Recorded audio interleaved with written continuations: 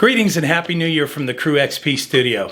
I'm Chris Griffin. It's January 2021, the long-awaited 2021.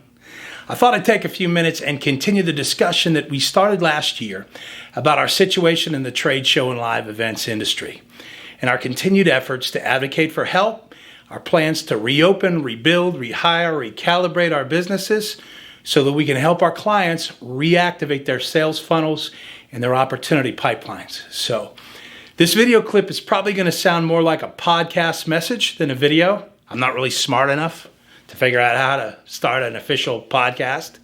You're lucky I can even get my bagel toasted in the morning. So don't worry about watching this right now. Maybe save it for later, plug it into your car auxiliary, listen to it for 7 or 8 minutes as you drive in, or maybe over your first cup of coffee as you reboot your computer. So look, symbolically, we've turned a corner into 2021, but in reality, we know this is going to be a recovery year for most of us. Now, hope you had a good holiday. I got to see my brother-in-law, Major Gerard Torres, over the Christmas holiday. He was home for 2 weeks from the Middle East. It was great to see him. He went back to last week. We had a great visit. Stay safe, Jerry. But he said something to me in our visit that stuck with me. He said, missions change, but warriors don't. And I think that applies to thousands of small businesses in America right now. I think it applies to our advocacy warriors who are fighting for government loans and economic aid to help us all stay alive during the recovery. It applies to millions of industry career professionals that have been displaced and are either still unemployed or underemployed. Business models change. Entrepreneurs don't. We're warriors of a different kind. Now, there is no question we are in a season of learning right now.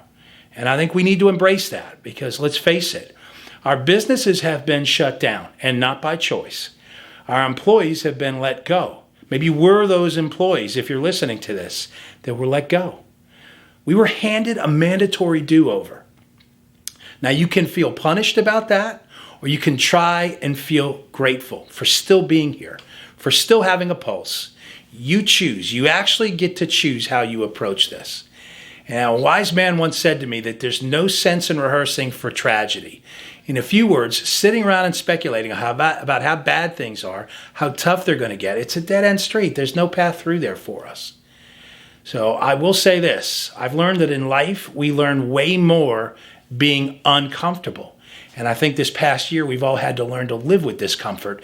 Many of us, we've tolerated way more of it than we thought that we could. But we did it.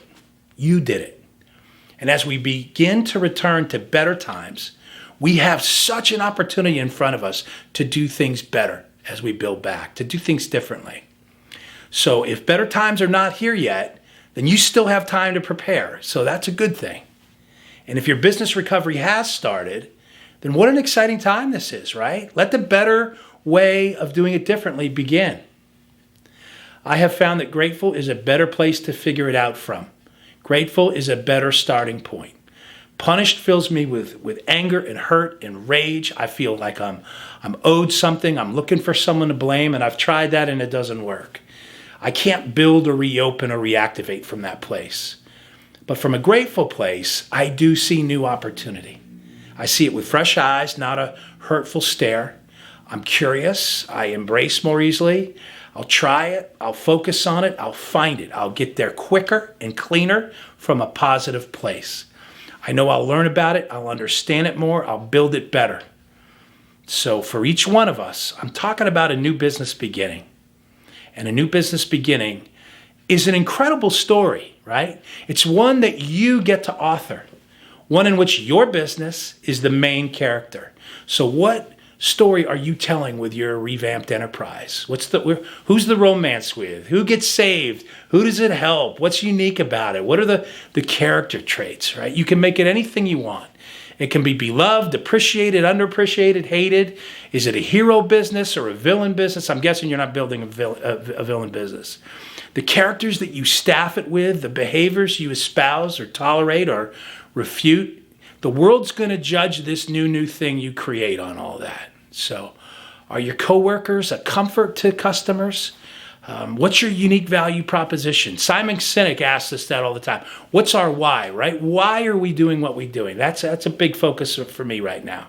All I'm saying, guys, is we have to be willing to let go of the life that we had planned that last year, and so we can live the life that's waiting for us.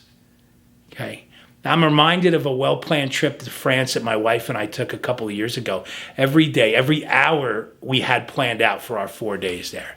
And I remember the unexpected evening adventure that found us when our well-planned restaurant visit turned out to be closed. But it created a completely unexpected and roll with it type of night for us.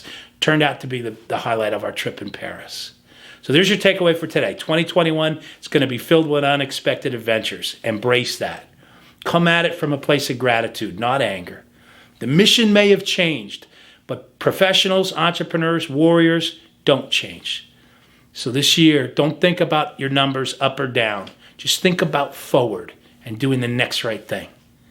The adventure's going to take care of itself in 2021. So cheers until the next time that we speak.